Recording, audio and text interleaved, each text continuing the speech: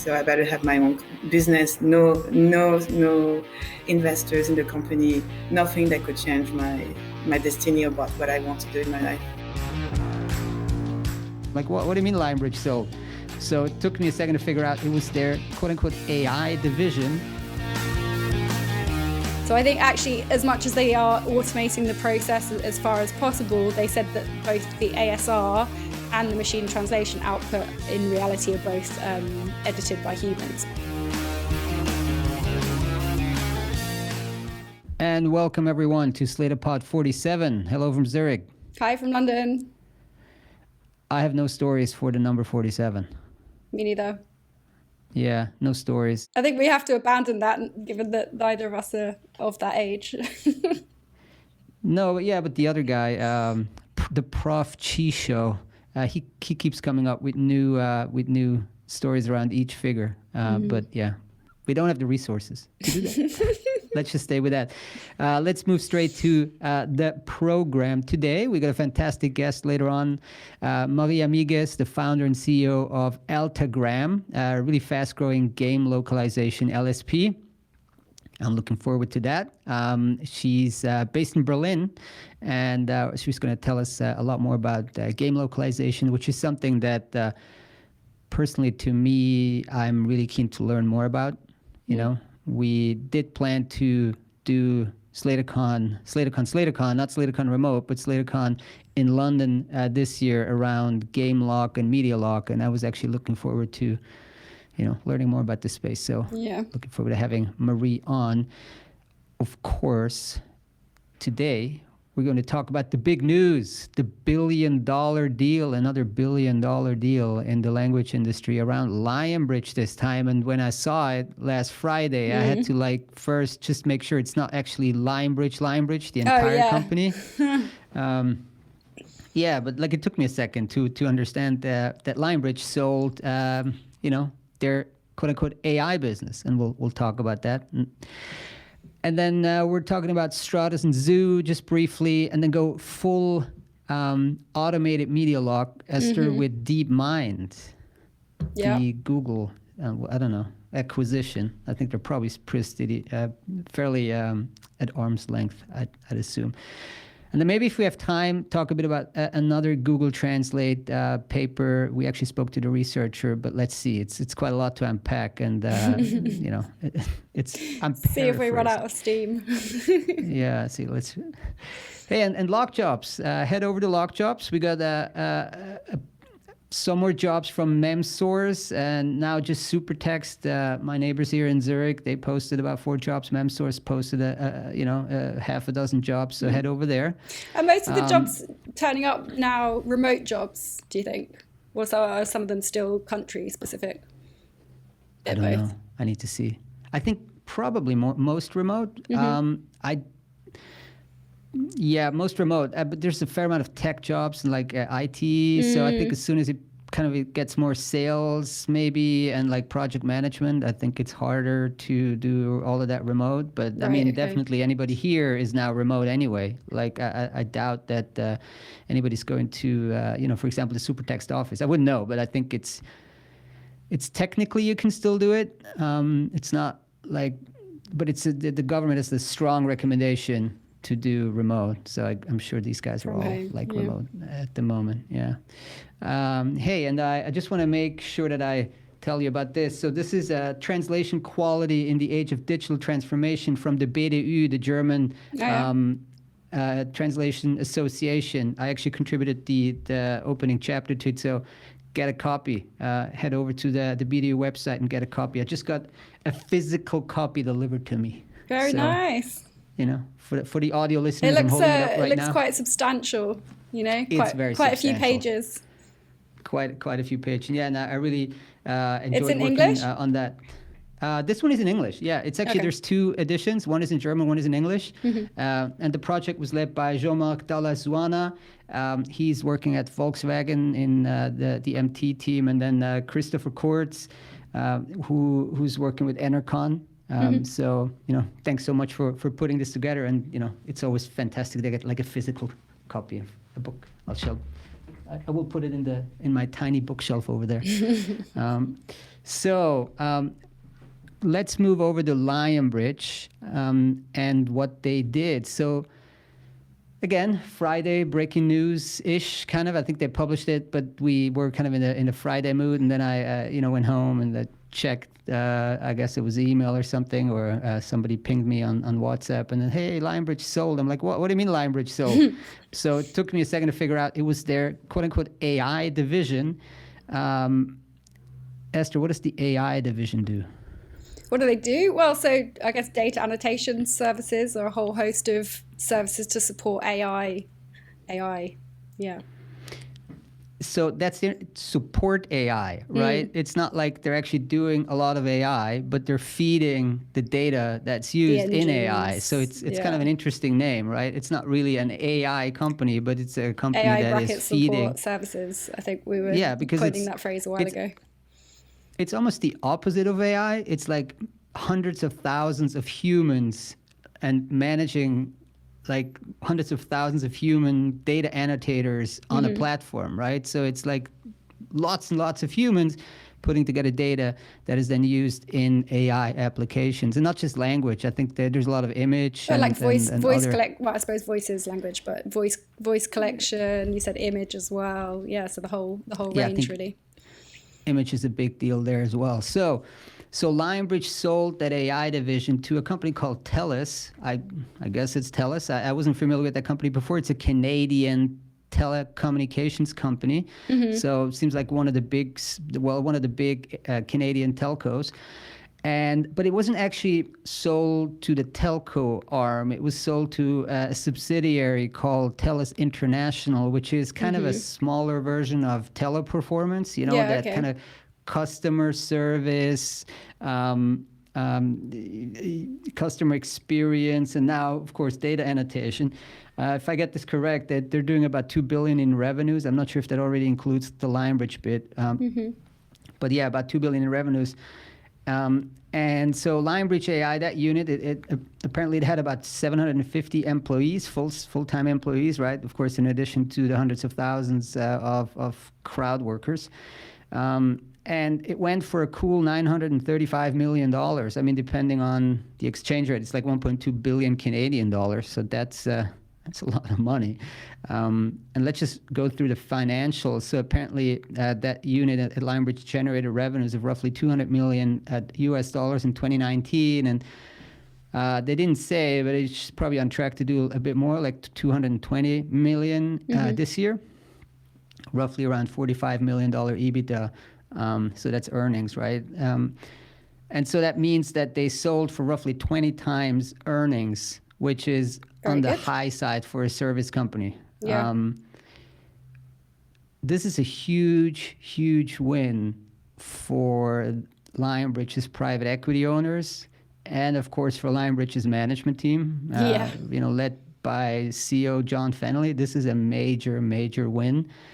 I mean, just think about it. They acquired Lionbridge, the company, for $360 million in 2016, late 2016. So like 4 years.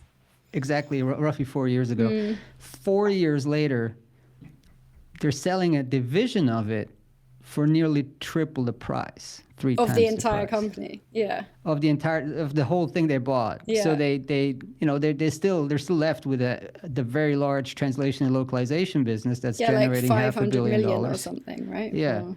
So you're taking a company, you're going in, you're looking at all that it does, and then you're saying, well, that's an interesting line of business. And Lionbridge has been doing this, or had been doing this for a long time. I mean, they've been doing this data annotation for probably close to a decade before they were acquired by HIG. So you're going in, you're buying a company, you're going in, you're basically saying, well, okay, let's look at all the different business lines. You're rebranding it, you're calling it AI, you're making it cool, right? Obviously, revenues grew as well. You did your sales and your marketing, and you had all these relationships, but then you're selling it on for 3 times the price, roughly 3 times of what you paid for the entire company. That's a major, major win.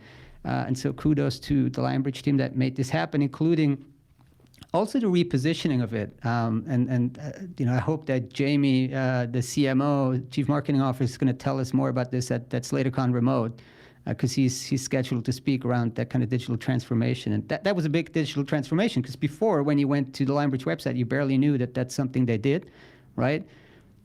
And then, your job as a CMO is go in and obviously kind of flag that, highlight it. So good for them.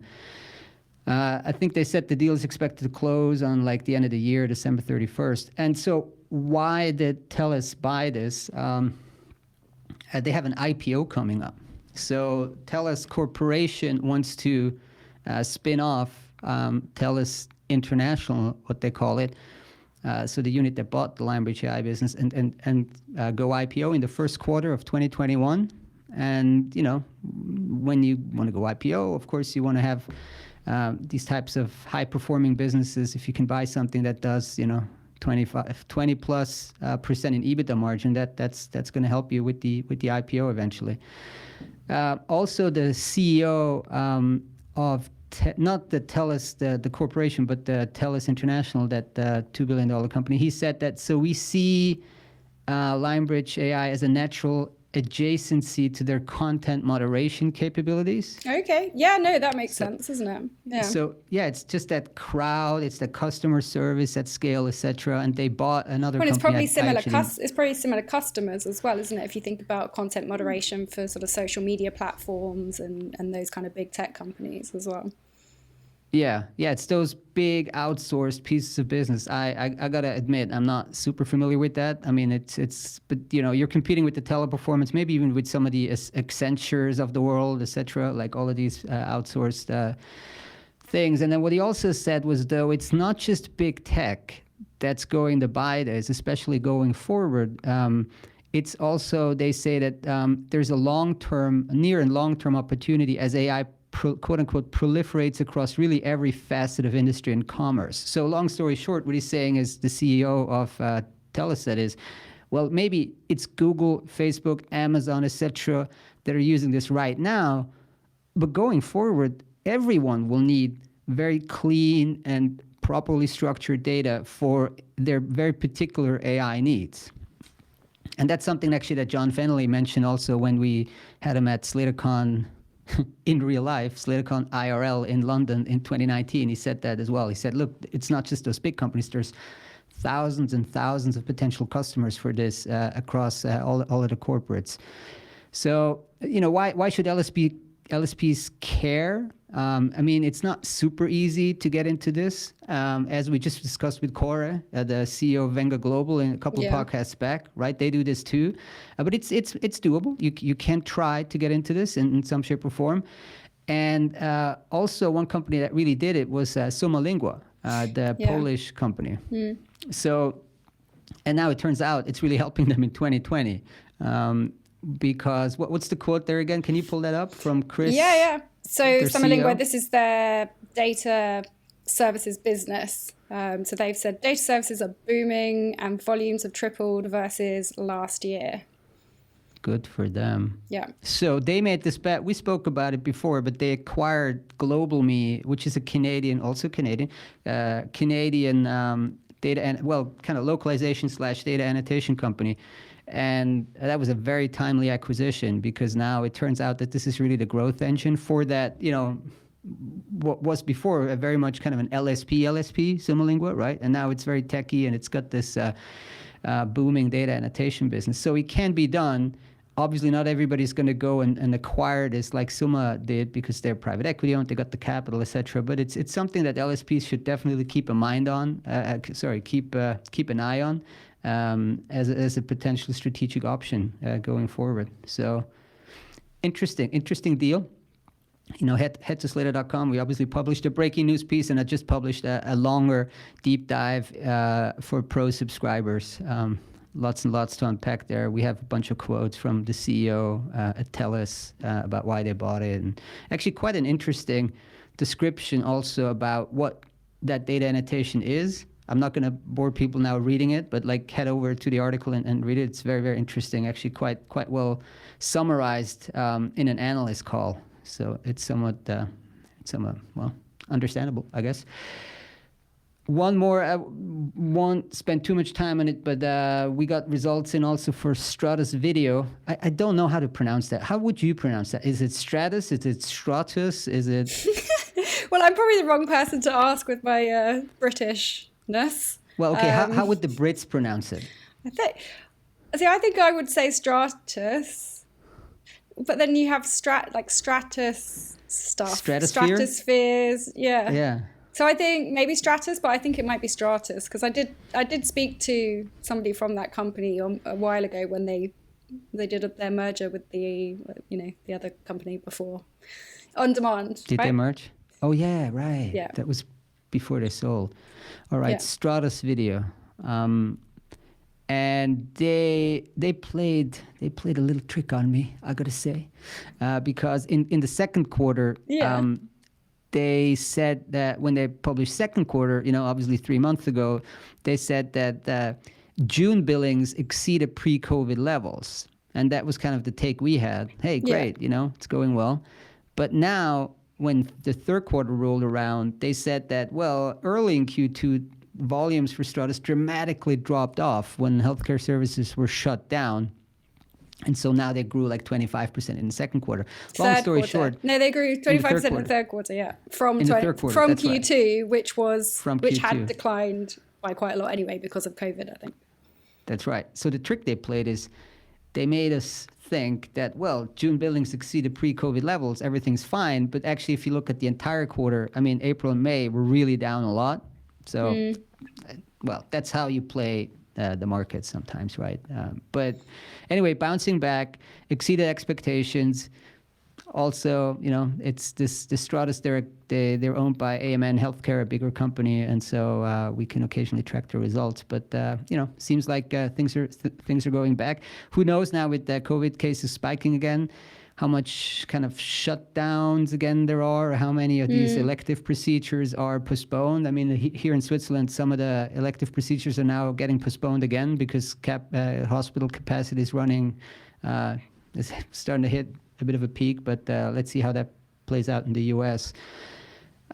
Just briefly, what's going on with Zoo? We talk a lot about Zoo, but they publish so much information, and we like media and entertainment localization. Yes, so we do. Do tell us more.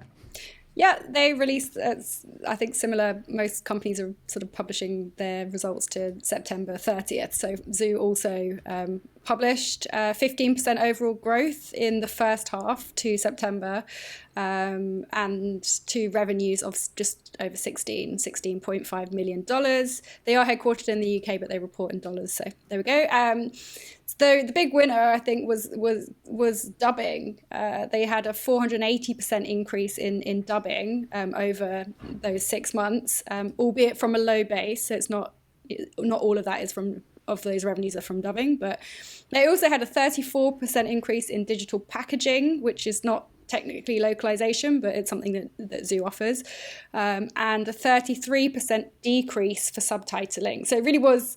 Overall top line growth was 15%, but then when you look under the hood, service lines, a bit of a different sort of mixed bag throughout. And the dubbing, sorry to pause you there, the dubbing is the remote dubbing. Yeah, cloud-based dubbing. Cloud-based dubbing. Yeah, cloud dubbing. Which we spoke many times about before, and which is that's where it's going to go, likely. Or much more of it is going to go there now with COVID.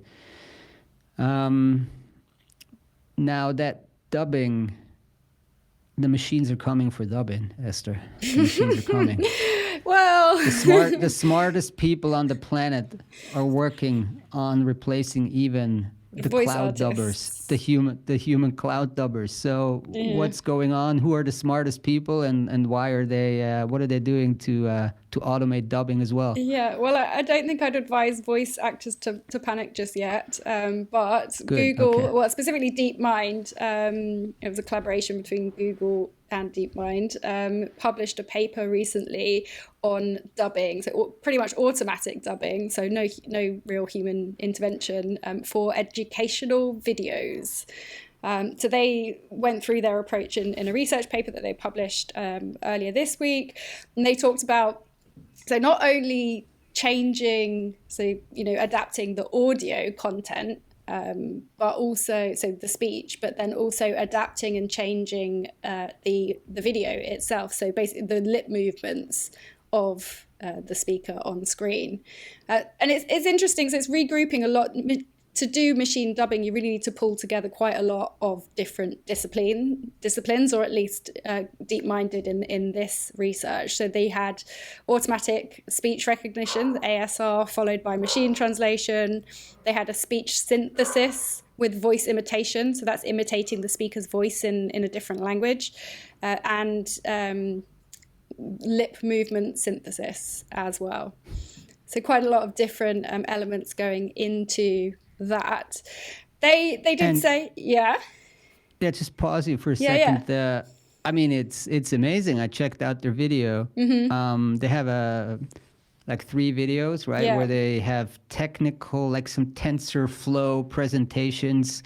So it's not really about the content, but it's about the person. Like one lady would speak Spanish and her lips would move, and like you would have to look very closely to notice that it's fake. I mean, fake or whatever. It's synthetic, right? But it's amazing. It looks, so they did it by really building some kind of a mask, I think. So it's not just the lips that they're trying to isolate and move. It's really sort of the mask of the face to try and replicate not just lip movements, but I think also facial expressions that accompany the speech as well. Amazing. You liked it. I thought it was it's just pretty like good you watch it and you're like, okay. I mean, that was better than the Beckham thing we saw a half a year ago. Oh yeah, remember? That was from Synthesia. Yeah, when Beckham spoke like a bunch of languages. I think this was much more advanced.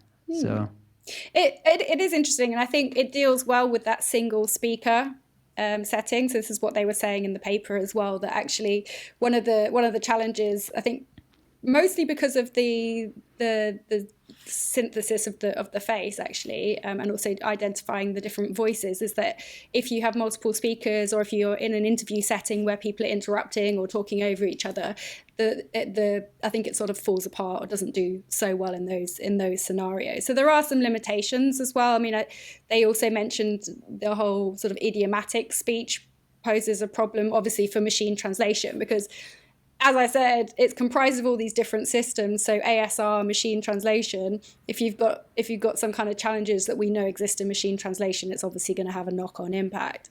So I think actually, as much as they are automating the process as far as possible, they said that both the ASR and the machine translation output in reality are both edited by humans, post-edited. Yeah. So it's not fully automated. They post-edited. The MT still. So they still have to correct. This is the thing with those, cascaded models, or these models that are built on multiple systems. If you've got some kind of error or flaw in that first step, so if the speech recognition doesn't understand what I'm saying or can't transcribe it to text, then obviously down the line you're not going to end up with an accurate translation and audio of what I actually said. So you have to make sure that you're correcting and catching those errors in the first few phases of the workflow. Okay. Yeah. So we got the idiomatic speech, the multiple speakers, and what else? I think like as a limitation. Yeah, the other limitation is sentence expansion, which is something that we know about and something that exists in human workflows as well. So because languages or language expands when it's translated from one language to another, or it contracts, that creates a problem for, both in subtitling, it's a really well-known problem, or just generally on the page, it can be a problem. But so similarly in this, whereas you can obviously ask humans to make the translation shorter, I don't think the machine can do that in an intelligent way yet.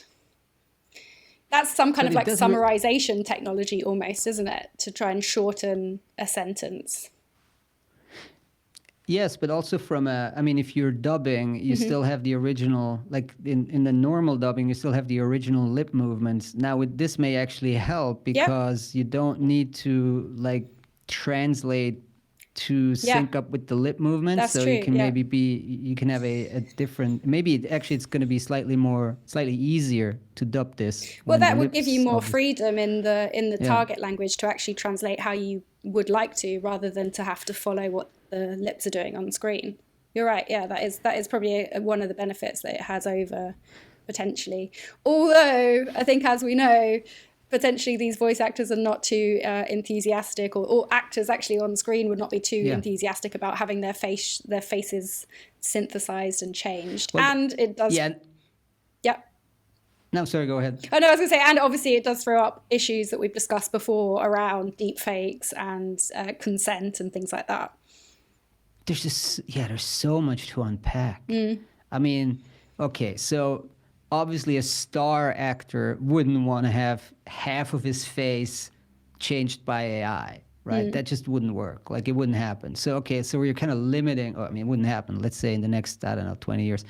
So that's kind of limits the use case for this already, probably not in like major entertainment blockbuster type of stuff. But, they said educational videos, etc.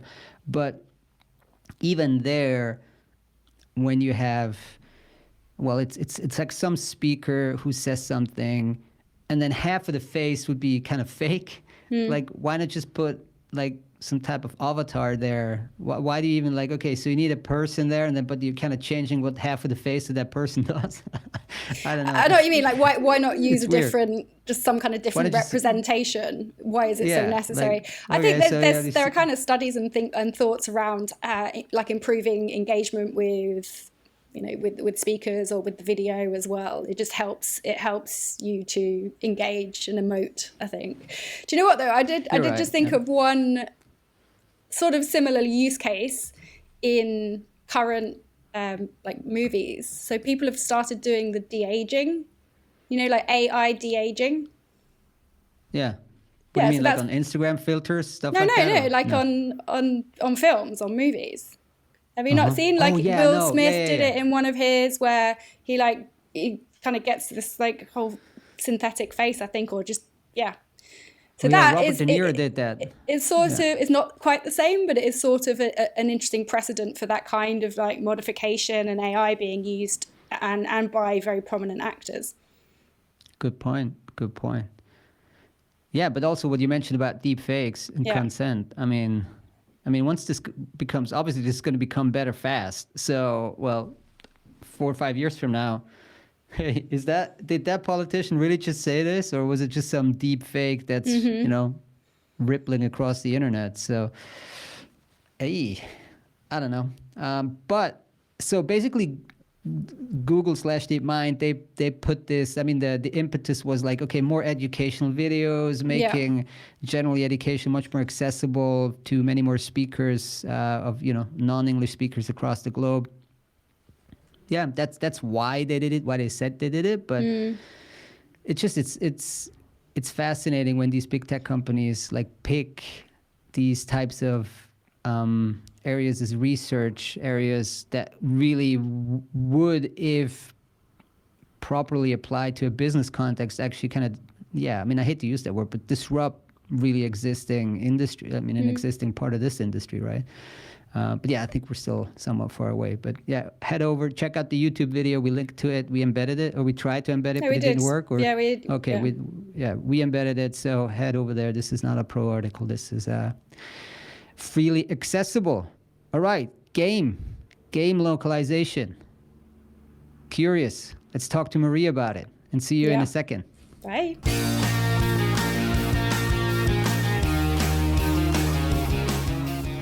And welcome back to Slator Pod with special guest today, Marie Amigues, founder and CEO of Altagram. Hi, Marie.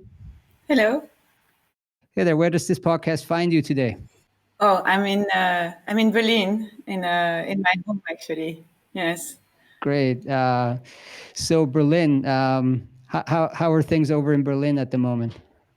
It's sunny today, quite incredibly. We have usually very great weather, so it's actually very nice.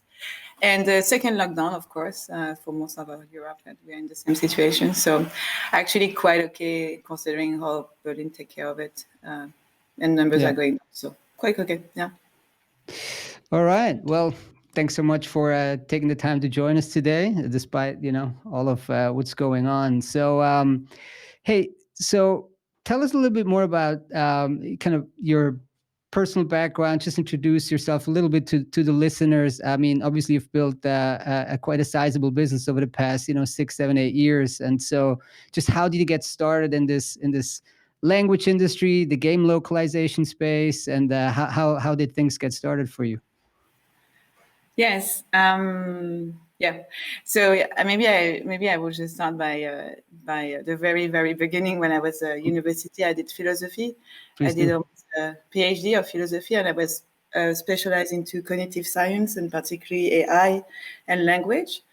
And well, as you know, in philosophy, you don't really get a job. So I moved to business, and I did a master in marketing management, and then I moved to New York, came back to France, and in France I discovered Berlin. And when I discovered Berlin, I was like, I need to work here. I need to find a job here. And I was not speaking German, so there was a little bit of an issue in itself, to get a job, even more in marketing. And I met someone during a birthday party, in fact. So it was really nothing professional. And we started to talk about business, and he was interested to set up a company in Germany. And I was like, well, that's the perfect occasion. We need to talk a little bit further. And so that was Stéphane Bonfils from Execo. And I met him, and then we discussed a little bit further, and then I decided, okay, I'm ready to join this. And then I created a company in Berlin. Few months later, I learned, of course, the business in France as well. I moved the company. I created a company called Anacan, and then I get into this, and I worked very, very well, very successfully, actually. I love the business. I was so happy to be in Berlin and being the CEO. I wanted to be a CEO for a very, very long time already. And it was not so simple and not easy. And I was 30 years old, so I was quite young as well, and being in this business as a woman as well. But I just learned and love it as well. Every single step that was a little bit challenging, I love it. And after some years, I stopped working for Execo and Anacan, and I moved to my new business, Altagram, and I created the business then. That's so Execo, that's the company that was eventually acquired by Lionbridge, right? Yes, correct. Yes. Yeah, same company there. Yeah, you have some similar. You've been bought as well by. Yeah, I didn't go to Berlin, but yeah, we sold CLS, the company I used to work for. We sold them to Lionbridge as well. I think Execo was a little later. That was like in 2017 or something like that. Yeah. So I wasn't there anymore at the time they sold the company. So they sold Anacan and Execo at the same time. But I wasn't there since many years, actually. Okay. Wow. So that was around, what, 2012, 2013 when you started Altagram, or? Yes. Just after, not even a year after my son was born, I created Altagram. Yes. Yeah. Wow. So. Okay. That's a big decision. So with a small baby and then starting your own company. Can you just how were those early days, and like how did you get the business off the ground? Well, I was I was kind of new into the business and as a manager as well, and I wasn't so sure that actually my team, like me, you never really know that, in fact. And my team, when they knew that I was leaving the company, they were like, no, we're coming with you. And I was like, I can't. I just don't even have a business yet, so how can I do that? And I knew that I will create a company, but you have to put together some money, and you have to create everything, even the name of the company. And that went quite fast because my team was actually pushing me to do that really quickly. So we started to work together in the kitchen, basically, of my apartment. So that was only for 1 month, but even the time to look for an office was really complex in Berlin already at this time. And now we have the office since December of last year. Of the creation of the company.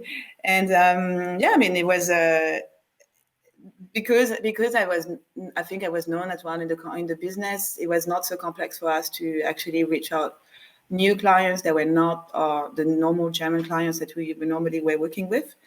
And so we started very quickly as well to have new clients that were into looking for multilingual localization and only video game, of course. I should mention that too. We're working only in video games. Yeah. So video game, is that does that have any kind of personal kind of angle for you, or was it just like you got started in industry with Anakin and Mexico in the video game space? So like, could it have been any other localization space after that, or is there a particular passion you have for video games? I don't know. I mean, now maybe your son is playing video games, but like, yeah. I mean, no. I do. I really love this this area of business. I really love to be with people who are passionate about what they do. I really love to work on something that is very creative as well. I love the challenges we have every year or every project. In fact, that as you know, I don't know. For instance, the genders, like how to have neutral genders in games, and all those things that are very interesting to discuss and to find some solutions. And of course, there's like all the tech parts that as well that's super interesting. And I mean, it's not that I don't have any, I don't know anything else than the video game localization business, but I really just enjoy it so much that I don't see why I will go into medical or other thing like this.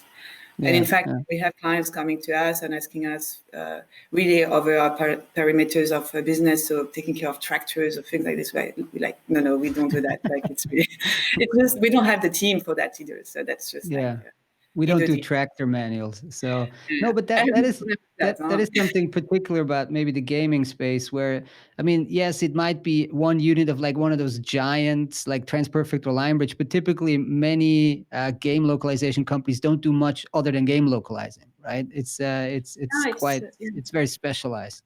I mean, except if you look at, for instance, big companies such as Transperfect or Lionbridge that actually were from the traditional different business and went to video game or tried to, Other than those, it's fairly specialist. I just want to kind of come back because it's so fascinating, and it's actually not that long ago. I mean, 2012, 13. That's a relatively still new company, right? It's 8-9 years. So just share some of the kind of early days, the challenges, kind of founder anecdotes. What happened in those like first 2-3 years, and I mean, maybe what I can share was the reason why I left Anakin was really because I had some issues with with the way I get pregnant, and then I had a 1 month and a half maternity leave, which, I mean, for the standard of French people, it's not a lot. We usually have about 4 months. So 1 month and a half is quite short for, I mean, it's your first baby. You have to adjust to all that.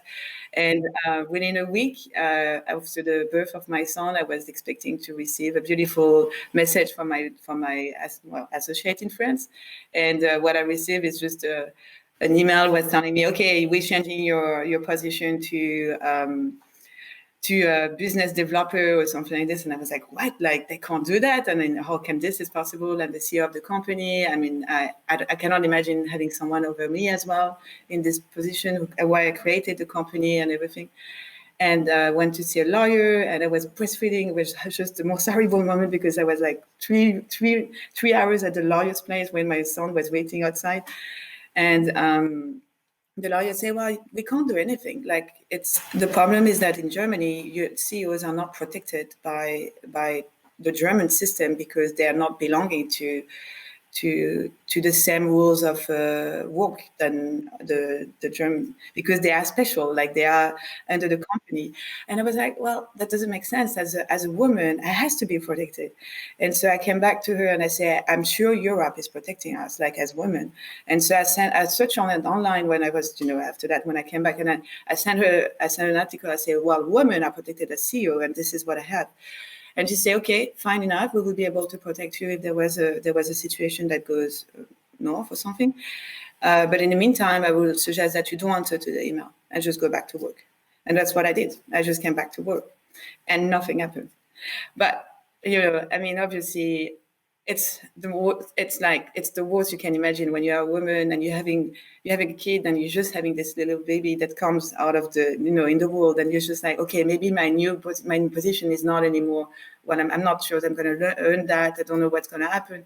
It's the most destabilizing thing that you can have when you're having a new baby, and that's actually my only baby as well. So yeah, I was not really happy with that, and so I kind of felt no one can have control over me on those kind of things. So I better have my own business. No investors in the company. Nothing that could change my destiny about what I want to do in my life. Yeah. That's quite the reaction. So, like, as a reaction to facing difficulty, you decided adding kind of more difficulty on top, like the ultimate difficulty, starting the business, right? But the liberty, maybe the kind of the freedom it gives you of like being fully in control of things, right? That's what makes it different.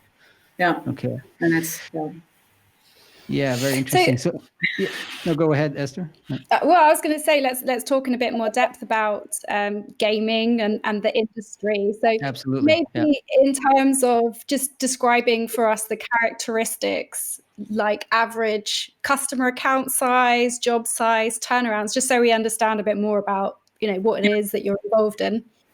Yeah.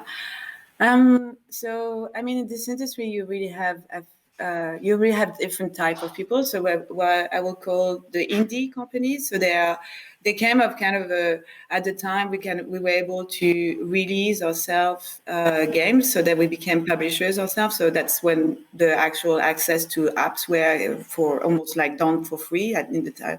So you can push a button and just go on the iOS or sell your game. And so we started to see a way different way of handling the development and the publishing. So that was maybe around 2000, I don't know, sorry, maybe 10 or something, 10, 11. And so you have sometimes companies are about 1 or 2 person. So you're talking with the CEO directly, and he's handling mainly the localization, which is kind of time consuming and requires a little bit of time. And we don't always know that if they can really follow the path. So that's it doesn't mean that it's going to be small budget, but it just means that it's a different approach with the person you're going to work with, because they tend to not be available at 100% the time.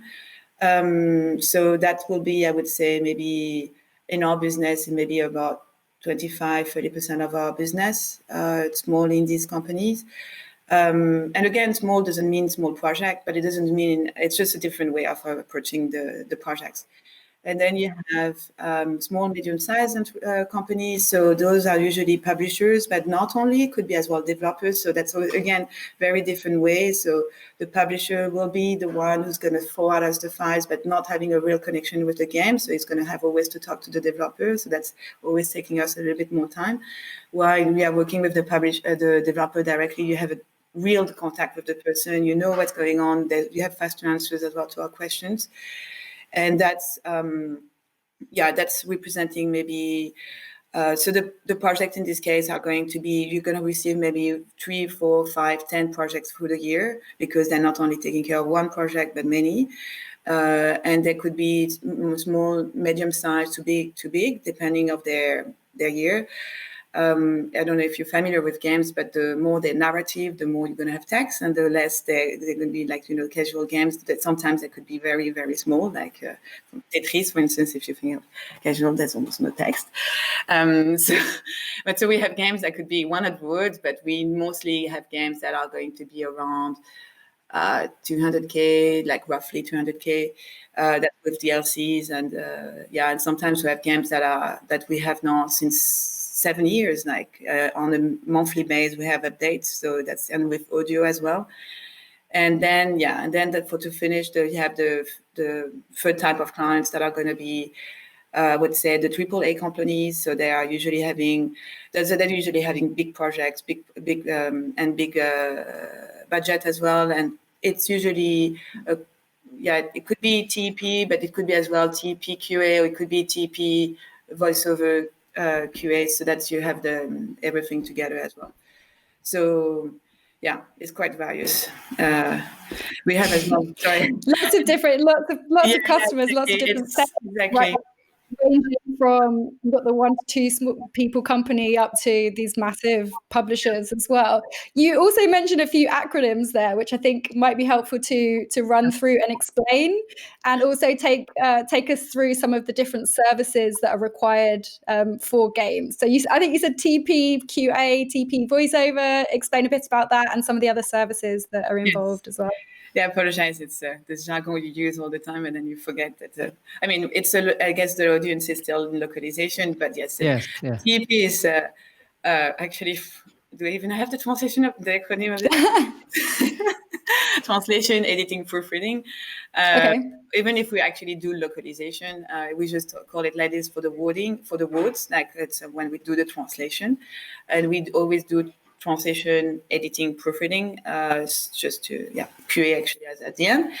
QA, LQA, it's a localization QA. So when we do the testing, we're verifying the type of, when in context information to see and to verify if that's right or not. And of course, if there's other issues coming inside the game when the export has been made inside the game. And voiceover, so inside the game you have characters that are kind of have speech, and we are going to record those characters, and then that's what we're going to do the voiceover, and we do that in multilingual. So that's, I would say, the three main services a game localization company usually offer. In our case, we offer it in multilingual, and then we as well offer culturalization. So that's when a client, for instance, has a game that he wants to bring to the Asian market and feel, it might not fit really for the Asian market. What kind of a recommendation so you have? And then we are going through the whole game. We are going to check as well if the game, the music, the mechanics, the type of graphics as well, and do a real analysis about what we will recommend to change if you wanted to go to the Chinese market, for instance. Or if you wanted to go to the Arabic market, that's kind of a, so that's the culturalization. And then we do FQA, so that's functionality testing. So that's usually coming before we do the TP, voiceover, or LQA. And that's, we double check the functionality as well of the game. Yeah. The culturalization aspect, I think, is fascinating. In particular, it's sort of market entry and what you see also in other business lines or other areas of language as well. Can you tell us a bit about streaming? So I think you've got stream or gaming as a service, streaming games that have come up in the past sort of few years with Google Stadia, I think, and Apple Arcade. What kind of an impact has that had? So, I mean, for us at the moment, I would say it doesn't change so much just the fact that it's a new platform. So it does have a change in terms of, of course, the terminology, but it doesn't really change anything about the way we are working on the localization of the games. So we do receive Stadia games and we have to take care of them, but it's a bit like having another game that has a continuous release. We do that for any kind of clients that has even more these days with the COVID, like you're really having a lot of updates. So we do that. It's our daily business, basically. It doesn't have so much impact, a different impact. But of course, we're welcoming more and more of those streaming platforms in the business. So it's probably what's going to happen more and more we see in the game industry. What about all those new, I don't know. I mean, I'm just rephrasing what I read in some keywords results or something, but like the new console cycle. Like apparently there's a whole new cycle of console. I think, what is it? The PlayStation, the new one's coming in. And the Xbox. And the Xbox. So is that a major driver of work for you guys? And how does it work? Like, so they come in and then boom, there's a massive localization boost, or? Yeah. I mean, I see that since now, so it's 15 years, 14 years that I'm in the business. So I really see it every cycle of new console. So what's happening is that when you have a new console, and usually about a year before, the game developers and I would say AAA companies. So AAA, I guess I don't have to. Those are the Blizzards, the EAs, or like those. EA, Ubisoft.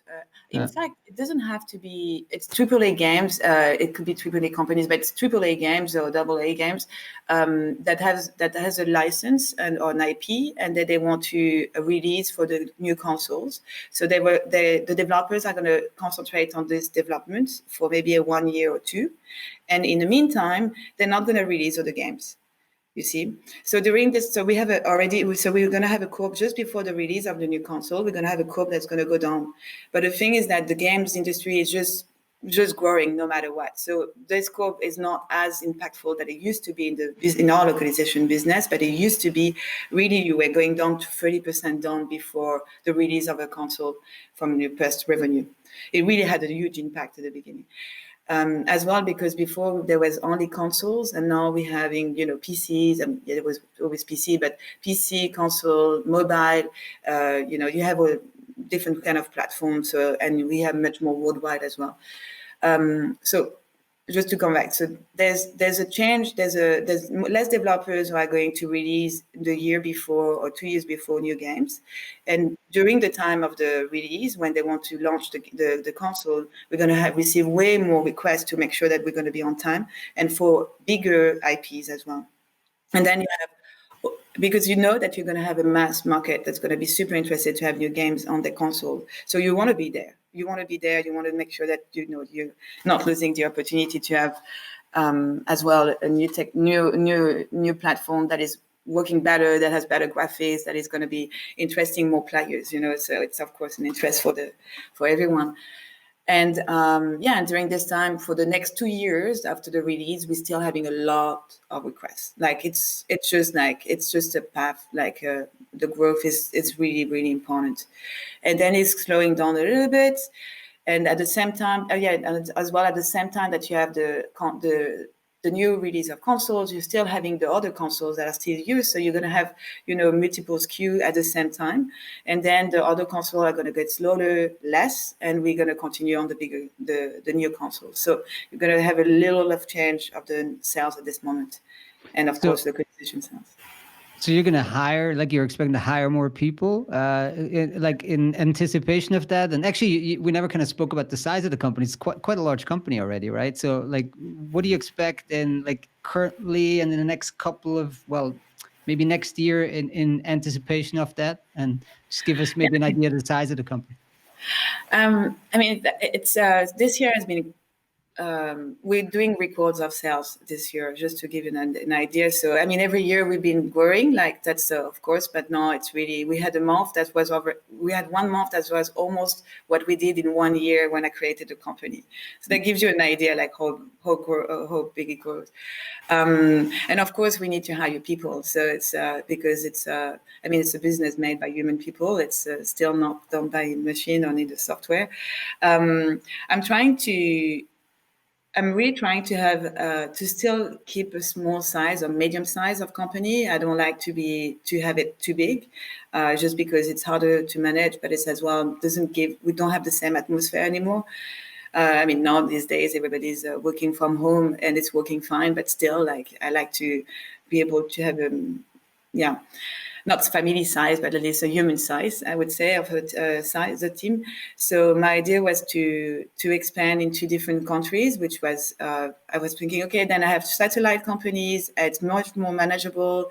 It's going to be international. It's better for the company as well, presence-wise, and we are closer to the production and the clients. Well, what I learned is that actually it's even more complicated to manage, but that's of course, but at the end of the day, it's an excellent experience, and the fact that we can grow in every different countries is actually better, because we have learned from the headquarters a lot more in terms of taking care of the team and making sure that we are caring about the team as well, so that we don't have to learn by mistake as well for the rest of the two companies in Berlin, in Korea, and in Montreal.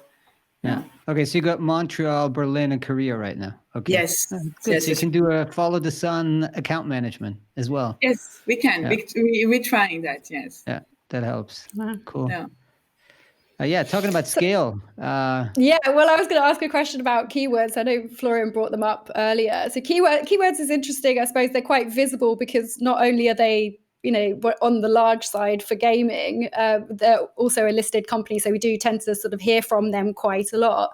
I was just wondering, they're interesting because they've managed to corner the market in some way within this game localization space. How do you think that influences, your conversations with buyers, your ability to hire talent in the space, win deals, and that kind of thing? So keywords I think has the right approach in terms of what they're doing at the moment with the way they're merging. So when they buy the company, except for VMC, when they buy the company, they are mainly keeping the team and keeping the structure. So they just actually don't really merge.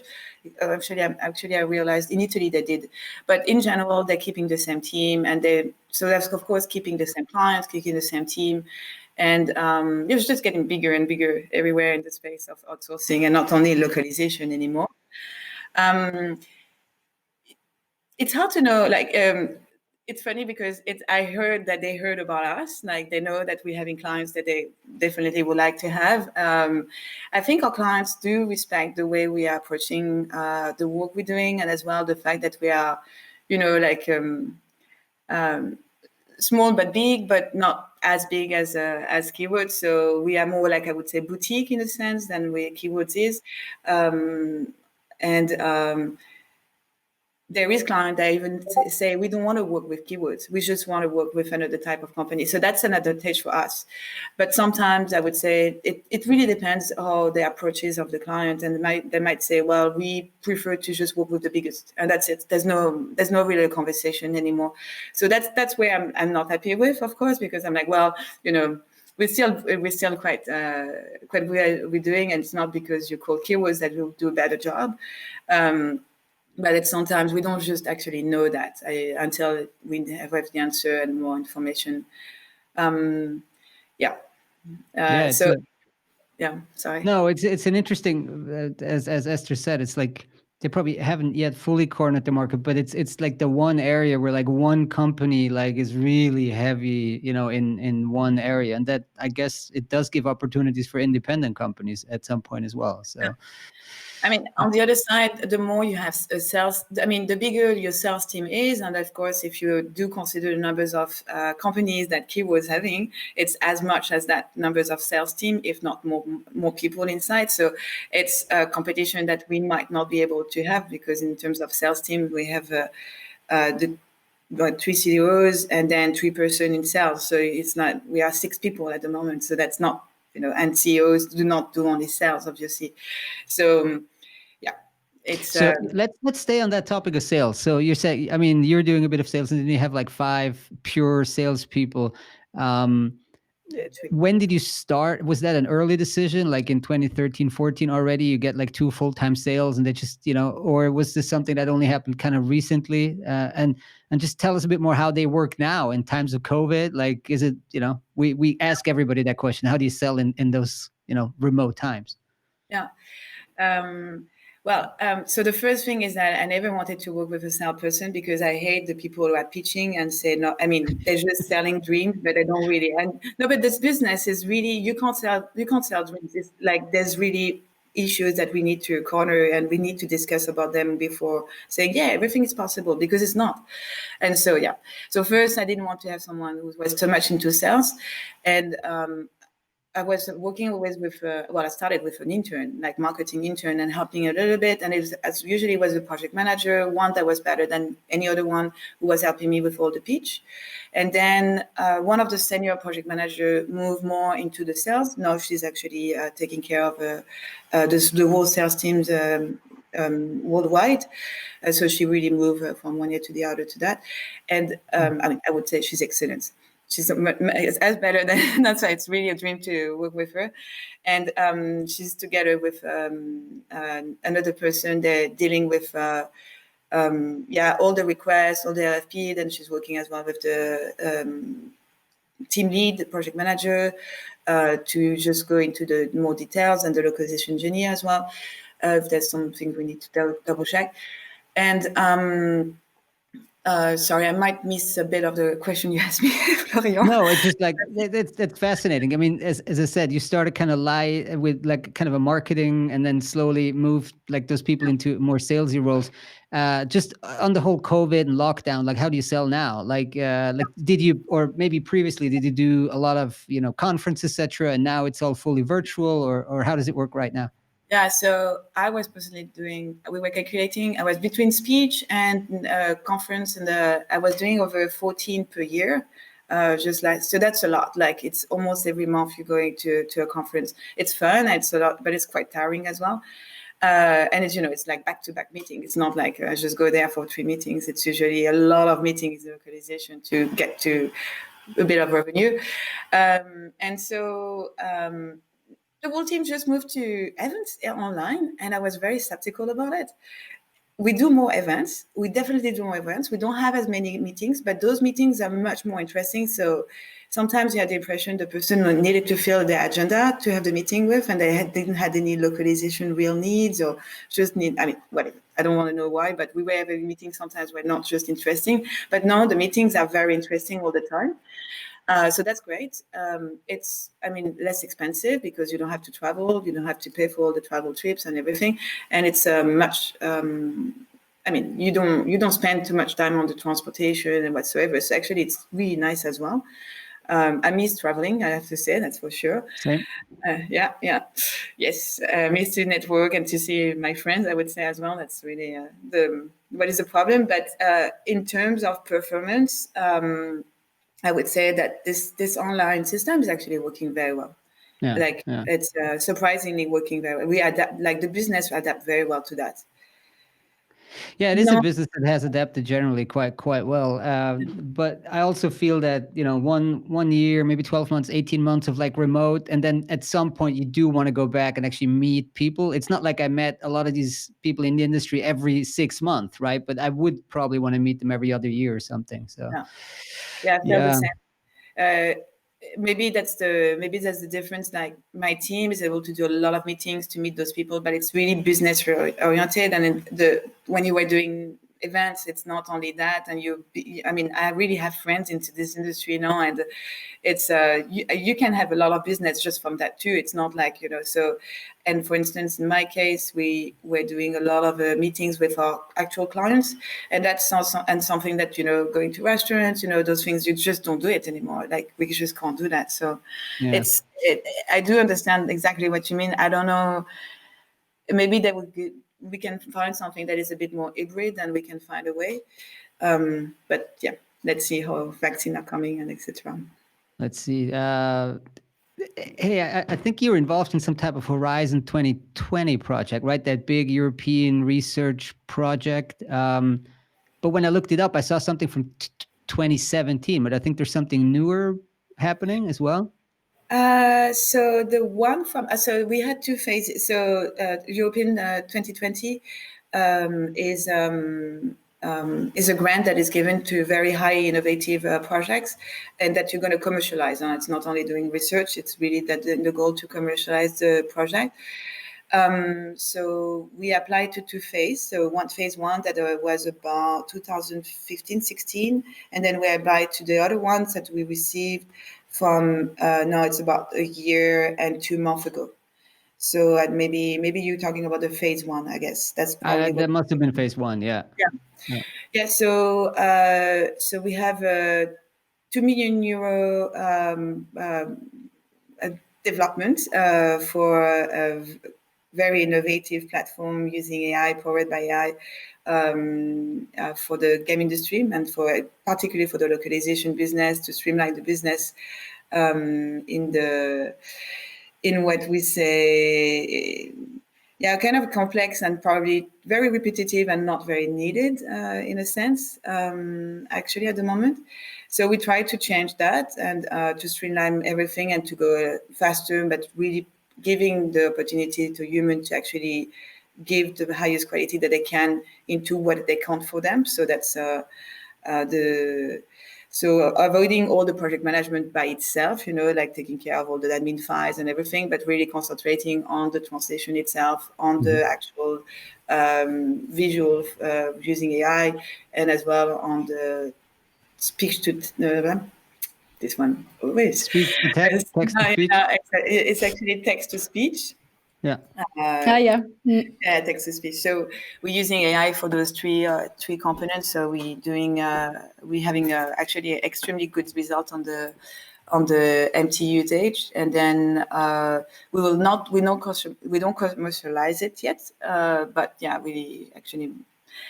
it's extremely good. So that's actually very good news, because it's normally in this business, the creativity is really the most important, and it's actually. It's very new, so we will see how that falls out. But it could be actually excellent what's happening at the moment. for the business. I can't tell you too much. I'm sorry. It's All right. It's all right. it's still very private, and competition is quite strong as well into all those innovation at the moment. So, yeah. Yeah, I mean, But there- Keywords bought an entire MT company, right? So Yes, Catan, yeah, Yeah. totally. But they're not working for games only. They only partially were working for games. yeah. Yeah. So that was going to be my question as well around, neural machine translation, the use of machine translation generally in games. And so you're saying it doesn't seem to be widespread at the moment, but there is this potential and lots of people kind of looking into that and potentially trying to commercialize it. How long do you think it will be before this is sort of commonplace in the workflow for game localization?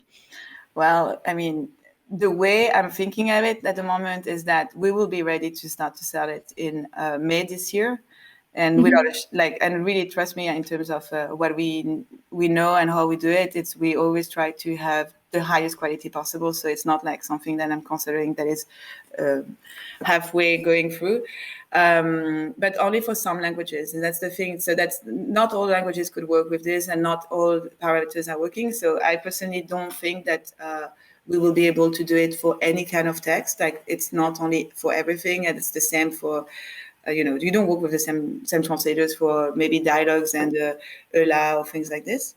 And that's the same with MT. You can't use it for everything, but if already we are able to use it for 60-70% of our content, it's already saving so much time as well. Not really saving so much money, but at least saving time. And that's And then on the tech, because you mentioned text to speech as well, and we recently published a story talking about some research from DeepMind and Google that was quite heavily looking at text to speech and specifically machine dubbing in the form of synthetic voices and all of this.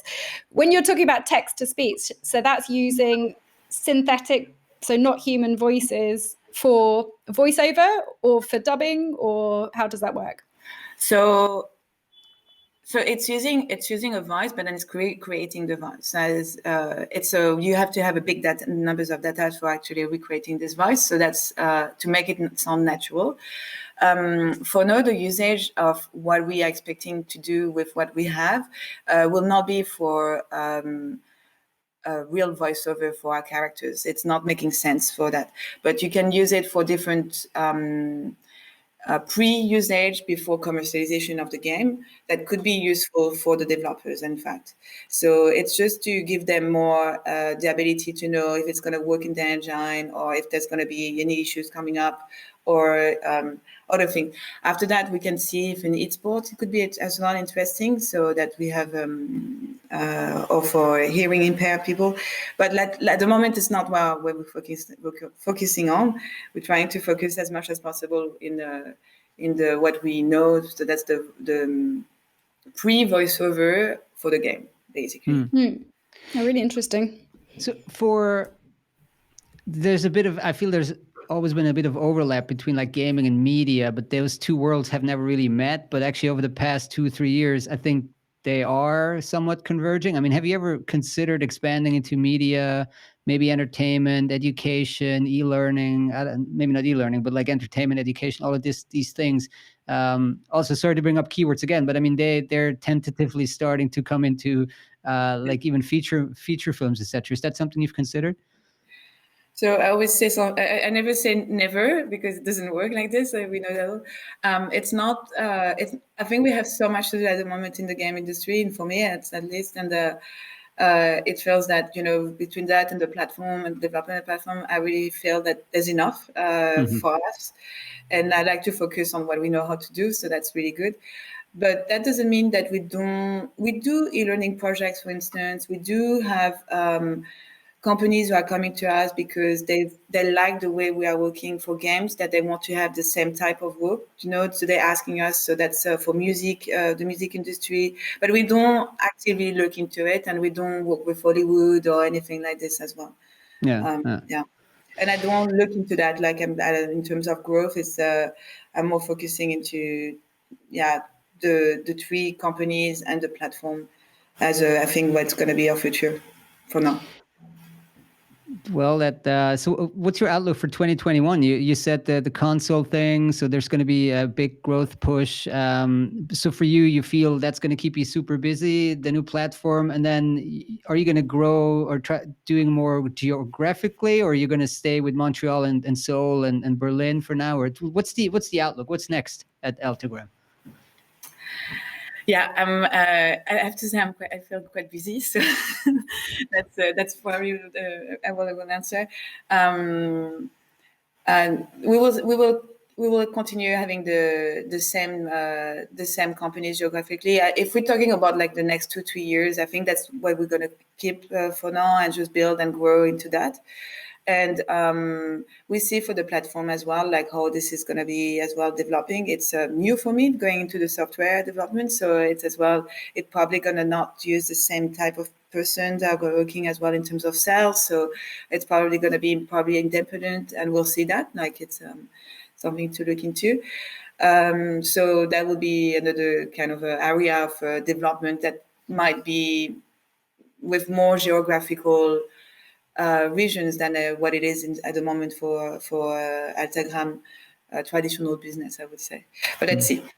You see, so I would say there's two part of the growth that could be coming, and one that for sure I'm not going to continue get bigger in terms of places, but the other one might be. Yeah.